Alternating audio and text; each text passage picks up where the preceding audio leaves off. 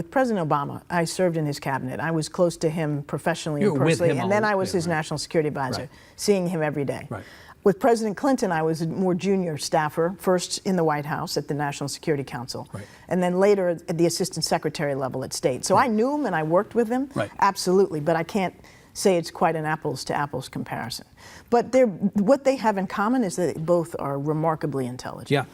And have just extraordinarily quick minds and a voracious desire to consume information Yeah. and to analyze it and process it. Yeah.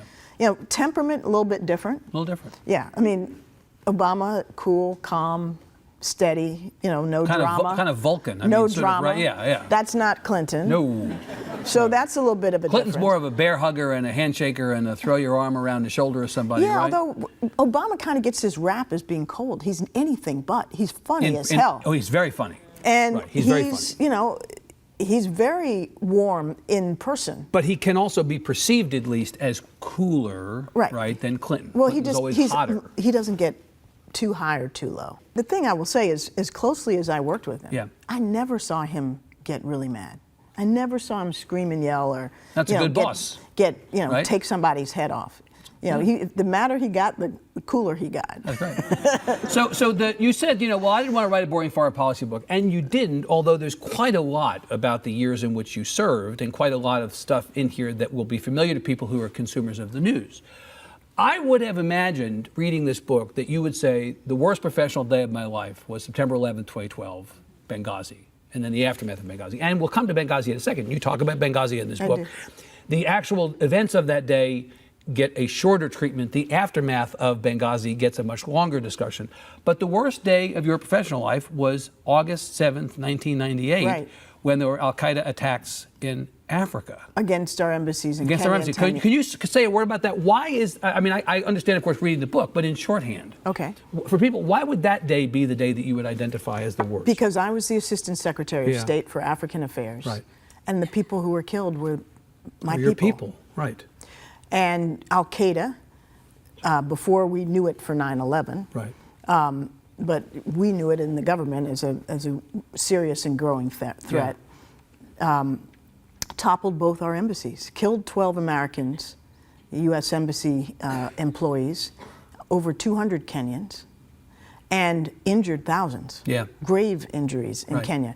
In Tanzania, we lost employees in our embassy, but not Americans. But it was a hugely tragic, horrific loss. And these were simultaneous attacks. Yeah.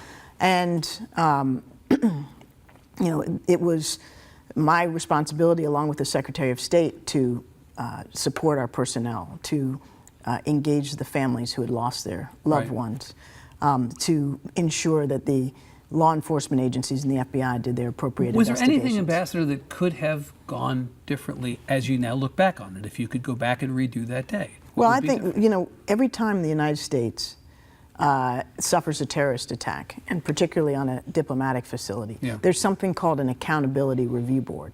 It's a legally mandated, Right. independent investigation as to what happened and what could have been done differently. And there were some things that the Accountability Review Board decided could have been done differently, particularly as it related to diplomatic security and the physical protection Yeah. of our embassies. That didn't implicate my role as the lead policymaker. But, you know, yes, from that experience, among the things we learned in the U.S. government was that we had in that time frame, this is the late 90s, Yeah. a whole lot of embassies, particularly in Africa and other parts of the developing world, that were quite vulnerable. They'd been built to what we call pre-Inman standards, meaning that they weren't these very hardened, very heavily reinforced facilities. They Yep. were often way too close to the road, so that a bomb detonated on the road could actually Presented a more destroy easy an target. embassy. Right, yeah. And so Secretary Albright, who was our Secretary of State at the time, and my boss worked to persuade Congress to provide an accelerated stream of money to help rehab and replace these embassy facilities Yeah. and relocate them Yeah. when necessary in many different parts of the world.